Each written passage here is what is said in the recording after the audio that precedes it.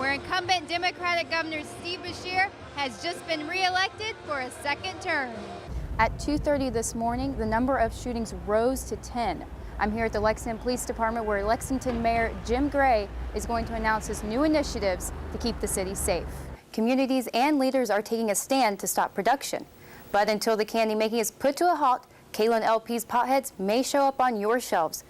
Here at the blue-white scrimmage, it gives fans a quick look at what could be the men's basketball starting five. Was named SEC Player of the Week on Monday. She says this doesn't add any pressure in tomorrow's match against South Carolina. So it's truly a blessing each time that we do get the call. It's a phone call that means families in Lexington will be given a luxury holiday dinner through the nonprofit organization Hunters for the Hungry. Begins with extra deer meat that is dropped off at Moore's Meat in Versailles, and that is the phone call that food banks like God's Pantry in Lexington are waiting for. It's on an on-call basis. The meat processing plant will give us a call. We'll send our truck out to pick up the deer meat that has been processed. It does go a long ways. God's Pantry is only the second stop before the deer meat is sent to shelters across the state. Employees may not know where the meat ends up, but they do know one thing: families in need are being fed. It's hard to tell how far that impacted. You know, it's from a little food processor in Versailles to a food bank in Lexington, but maybe to families in Owsley County or Pikeville or Prestonsburg. I mean, literally, that's half the state right there we've just gone through in probably 3 to 4 days. It makes the holidays all the more enjoyable with a hot dinner on the table. And this is the result of generous hunters around the state of Kentucky that make this organization so rewarding. Reporting live from the studio, Sara Burton, UK Student News Network.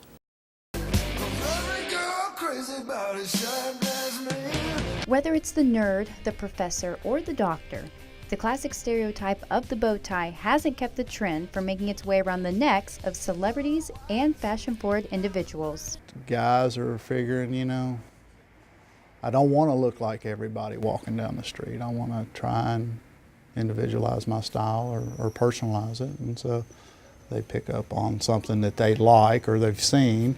And it could be a celebrity, it could be an athlete. Who knows where it comes from, but we're just glad it did. Now that the bow tie has made its comeback, more and more young men around Lexington are sporting the old school classic. Especially for Keenelands and, you know, ball games or something, they're formals that they go to or something like that. So it's becoming more and more popular. I wanted to see what the hype was all about and add some flair to my outfit. So I figured I'd try the bow tie myself. Who says guys are the only ones that can pull it off?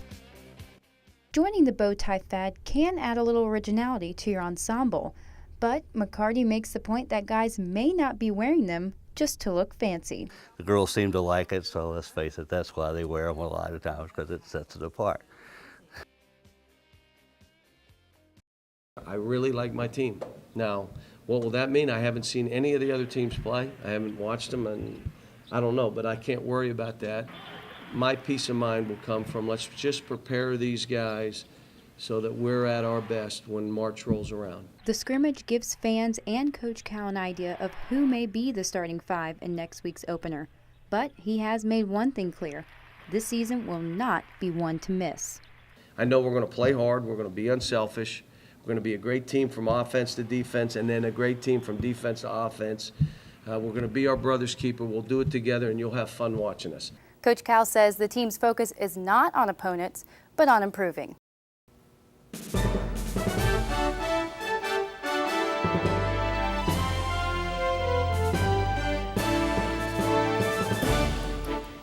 Hello, and thank you for joining us for this UK Student News Network update.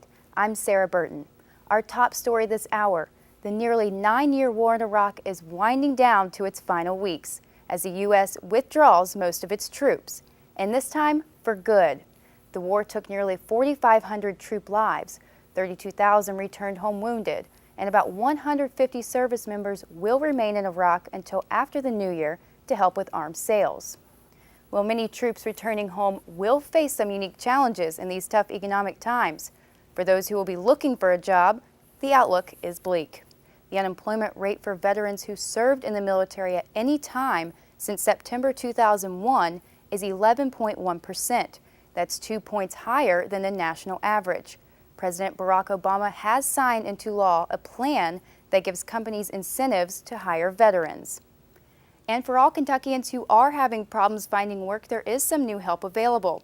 The State Office of Unemployment has launched a new system to match what's on your resume with employers looking to hire. The program is supposed to do a better job of connecting employers with a job seeker's skills and experience. The program coordinator says often this is overlooked in online job applications. Well, thank you for joining us for this UK Student News Network update. I'm Sara Burton.